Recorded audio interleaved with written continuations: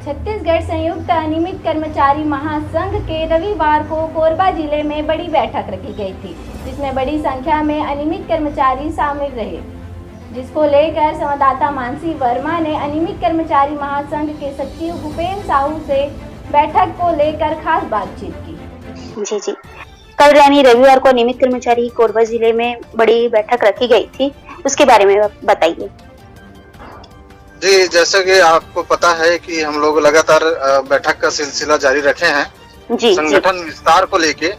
जी, क्या है, अभी आचार संहिता चल रहा है तो धरना प्रदर्शन तो हम कर नहीं सकते, लेकिन हम अपने संगठन को मजबूत करने के लिए, अपने कर्मचारियों को एकजुट करने के लिए, पदाधिकारियों को सक्रिय करने के लिए लगातार कोई ना कोई जिला में हम बैठक रख रहे हैं और बैठक में भी कर्मचारी बढ़ चढ़ के हिस्सा ले रहे हैं और लोगों में बहुत विश्वास भी है कि आने वाले समय में बेहतर काम होगा और संगठन से भी बहुत विश्वास करते हैं सभी कर्मचारी।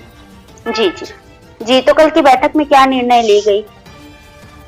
कल की बैठक में जैसा कि मैं बताया, संगठन विस्तार को लेके हम बैठक रखे थे। सभी बहुत सारे संगठन के जिलाध्यक्ष लोग आए थे। ये कोरबा इकाई का था, है ना, एक कोरबा यूनिट में बैठक लिए थे, तो काफी सारे संगठन के पदाधिकारी लोग वहाँ मौजूद थे जी, और कर्मचारी भी मौजूद थे। सब लोग यही पूछ रहे थे कि हम आगे का कार्यक्रम कैसे करेंगे, आगे रणनीति क्या रहेगा, कैसे हम सरकार से अपनी मांगों को पूरा कराएंगे। तो बहुत सारे संगठन का जो मांग था उस पे चर्चा हुआ, है ना, विस्तृत चर्चा हुआ। फिर निष्कर्ष निकाले कि जैसे हम लोकसभा चुनाव खत्म होगा, क्योंकि अभी तो हो नहीं सकता, है ना, लोकसभा चुनाव जैसे खत्म होगा उसके बाद हम स्टेप बाय स्टेप कमेटी जो बना है ना, कमेटी जो बना है उस कमेटी के माध्यम से आगे के जितने भी मांग है कर्मचारी संगठन का, जिनका हमको मांग पत्र मिल चुका है, बहुत सारे कर्मचारी संगठन का मांग पत्र मिल चुका है, उनकी मांगों को हम वहाँ जो कमेटी है उस तक पहुँचाएंगे। जी जी, जैसे कि अनियमित कर्मचारी के कांगेर जिले में विगत दिनों पूर्व बैठक रखी गई थी, कोरबा जिले में बैठक रखी गई, तो क्या और आगामी दिनों में अन्य जिलों में बैठक रख सकती है अनियमित कर्मचारी?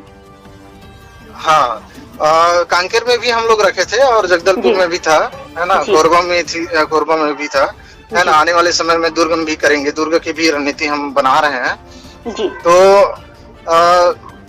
जहाँ जहाँ कर्मचारियों का डिमांड आ रहा है कि हम एक जिला स्तर का बैठक होना चाहिए सर, कम से कम हमारे जिला में कीजिए आप बैठक ऐसा करके, तो वहाँ हम लोग बैठक कर रहे हैं, निरंतर जारी है जी जी जी, क्योंकि यही हमारे लिए समय है, उचित समय है कि हम कम से कम अभी धरना प्रदर्शन नहीं कर सकते तो कम से कम अपने कर्मचारियों को एकजुट करें जी जी, है ना, और सही दिशा में काम करने के लिए सबको एक प्लेटफॉर्म में लाए।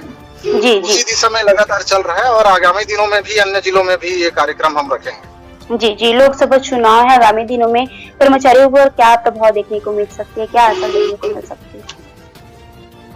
अभी तो मान के चलो चुनाव है तो उसकी वजह से अब चुनाव में तो हम ज्यादा बोल नहीं सकते जी, आचार संहिता लगा है, लेकिन कर्मचारियों का जो मांग है, जो निरंतर बढ़ते जाना था, वो रुका हुआ है। मान के चलो जब तक आचार संहिता खत्म नहीं होगा तब तक हम अपनी मांगों को सरकार के समक्ष नहीं रख पाएंगे अभी। जी जी जी, तो ये मान के चलिए कि हमारी जी, हम आचार संहिता का खत्म होने का इंतजार कर रहे हैं। आचार संहिता खत्म हो उसके बाद हम अपनी जायज मांगों को लेके फिर से हम मैदान में उतर पड़े। जी जी जी, अनियमित कर्मचारी की आगे की रणनीति और क्या रहेगी सचिव जी?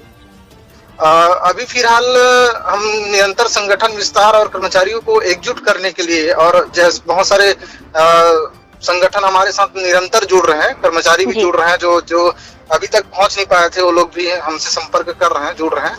तो हम लोगों को एकजुट, कर्मचारियों को एकजुट करने की कोशिश कर रहे हैं और लगातार हम उसी दिशा में काम भी कर रहे हैं। जी जी जी, तो आगे भी हाँ, हमारे पास जो समय है आचार संहिता का समय अभी, तब तक सभी कर्मचारी संगठन को एकजुट करने के लिए हम निरंतर प्रयास में हैं और विभिन्न जिलों में जैसे जैसे जिले के हिसाब से जो डिमांड आते जाएगा उसके आधार पर हम वहाँ बैठक, जो भी रणनीति बनाने के लिए बैठक वगैरह रहेगा, हम बिल्कुल करेंगे। जी जी, सचिव जी, कॉल टॉक के माध्यम से कर्मचारियों को क्या कहेंगे, क्या संदेश देंगे?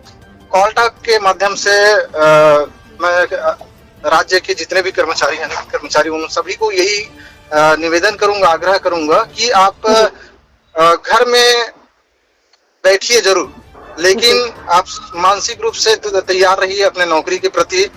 जो सोशल मीडिया का जो उपयोग है उसको सही तरीके से कीजिए, आप अपनी जायज मांगों को भी रखिए जी। और निरंतर एकजुट रहिए, संगठन के साथ मिलके चलिए, क्योंकि आपको जो मिलता है वो संगठन के बदौलत मिलता है। आज जो आपको मिल रहा है वो भी संगठन के बदौलत मिल रहा है, तो आप संगठन से जुड़ के रहिए और एकजुट रहिए। आपको 1000 लोग मिलेंगे तोड़ने के लिए, लाख कोशिश करेंगे लोग तोड़ने के लिए, लेकिन आप सभी एकजुट रहिए और अपनी मांगों पे अड़िग रहिए। जी, मैं यही कहना चाहता हूँ राज्य के सभी अनियमित कर्मचारियों को। जी। और मुझे विश्वास भी है, आशा भी है कि सभी कर्मचारी अपने बेहतर भविष्य के लिए संगठन के साथ जुड़े रहेंगे। जी। बहुत बहुत धन्यवाद कॉल टॉक में जुड़ने के लिए सचिव जी। जी, बहुत बहुत धन्यवाद।